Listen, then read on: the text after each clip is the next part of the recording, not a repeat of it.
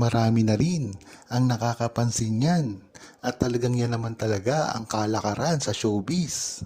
Na talagang ang dalawang magkasama sa isang pelikula ay tinutukso sa isa't isa. Alam natin yan kahit pa meron ng asawa o merong nobyo at nobya ang isang tao ay hindi maaari na maungkat ito. Ang example dito, pag ang magkasamang artista ay merong kinakasama, syempre hindi tatanungin ito ng mga reporter patungkol sa kanilang mga totoong kapartner. Kung hindi, kung ano ang nararamdaman nila sa isa't isa na magkasama sa movie. Yan talaga ang protocol pagdating sa pag-a-announce at pagpopromote ng movie. Bagamat nahihirapan si Maine Mendoza at Alden Richards sa ganitong aspeto dahil na rin sa mga nakapaligid sa kanila, ay talagang maaasahan mo naman kay Alden Richards at Maine Mendoza na tunay at hindi peke ang kanilang relasyon dati pa lamang.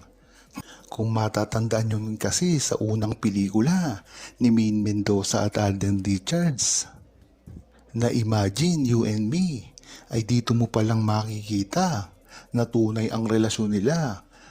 At napakaraming resibo ang lumabas dito.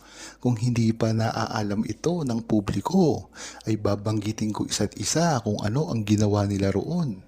Kung matatandaan nyo, at hindi ito nalalaman ng iilan sa publiko. Noong magkasakit si Maine Mendoza, ay mismong si Alden Richards ang nag-alaga dito ng isang araw sa kanyang kwarto.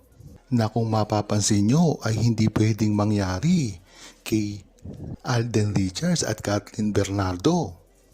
Dagdag pa dito, ang ginawa nilang pagsasama na sila lamang dalawa na hindi nakasunod ang kamera. Kung iisipin nyo, hindi pa sikat ang vlog doon sa YouTube na talagang pinagkakakitaan na ngayon ng mga vloggers. Ngunit totoong-totoo ang ginawang pagsasama ni Alden Richards na yon na hindi mo na rin makikita ngayon kay Kathleen Bernardo at Alden Richards. Ilan lang yan sa mga pagkakaiba ng ikinilos noon ni Alden Richards patungo kay Maine Mendoza at iba rin ngayon para naman kay Kathleen Bernardo. Wala nang mas hihirap pa kaysa sa makita ang sarili mong pinapalaganap ang mga kasinungalingan na sa kabila ng lahat ay positibo pa rin hinaharap ni Maine Mendoza at Alden Richards.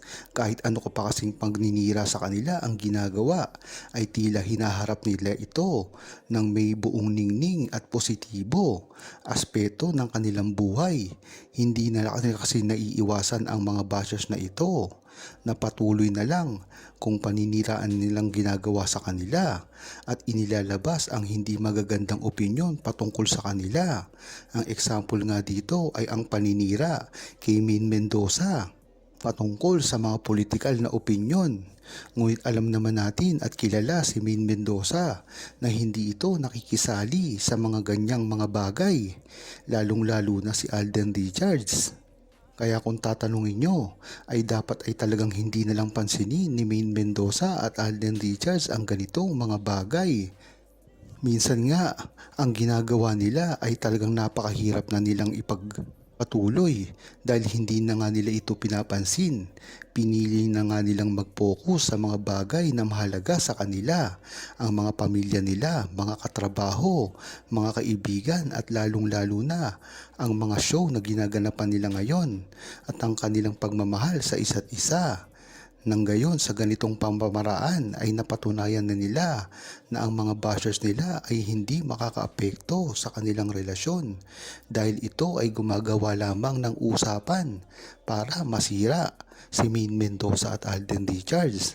Hindi na nila kaya ito paghiwalayin pa dahil naginulat na nga sila ni Maine Mendoza at Alden Richards nitong mga nakaraang araw Dahilan na rin na umatras ang mga bashers na ito dahil kilalang kilala natin si Maine Mendoza at Alden Richards na hinding-hindi magpapatalo sa kanila dahil nga sa nakita nila at nasilayan na pagsasamang ginawa ni Maine Mendoza at Alden Richards ay tila nabuko ang kanilang mga ginagawang paninira kay Maine Mendoza at Alden Richards.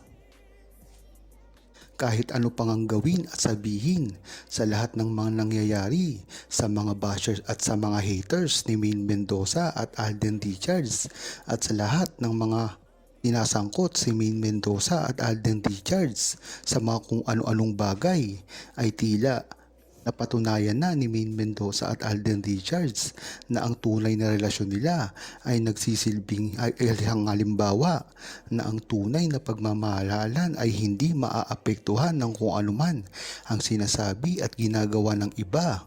Hindi rin ito nakakaapekto sa kanilang mga karir dahil sa simula pa lamang ay alam nila ito. Talaga namang naranasan na kasi ni Maine Mendoza at Alden Richards ang ganitong mga bagay sa simula pa lamang ng Itbulaga. Napakarami ng pangbabash ang ginawa sa kanila. Ngunit ang maganda dito ay pinatunayan nila na kahit ano pa man ang gawin at sabihin sa kanila ay sila pa rin ang may hawak ng kanilang mga karir at buhay at mga desisyon na ginagawa nila. Kaya naman talagang hirap na hirap ang mga bashers na sirain sila dahil ang ibinabalik lamang ni Alden Richards at Maine Mendoza ay ang pagmamahal.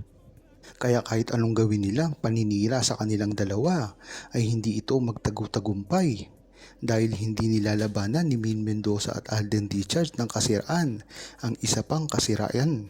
Kaya magandang aminin na ni Alden Richards ang pagmamahalan nila sa publiko nang sa gayon ay matigilan lalalo ang mga banambaba sa kanila at gawin na lamang suportahan si Maine Mendoza at Alden Richards kung anuman ang ilalabas nilang proyekto.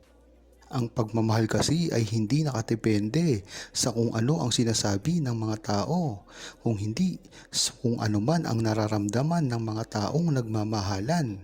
Iyan naman talaga ang dapat gawin ni Maine Mendoza at Alden Richards dahil ang pagmamahalan nila ay hindi naman talaga sinasabi sa kanila, ngunit ginagawa ng puso nila at kahit anong mangyari ay sila pa rin ang magtatagumpay. Hindi nga lang ito malinaw dahil hindi pa nila ito nasusubukang muli. Ngunit sigurado ang buong Aldab Nation at publiko na ito ay pag ginawa nila ay magtutuloy-tuloy na naman. At ito ang ikababalik ng tamang panahon ni Maine Mendoza at Alden Richards.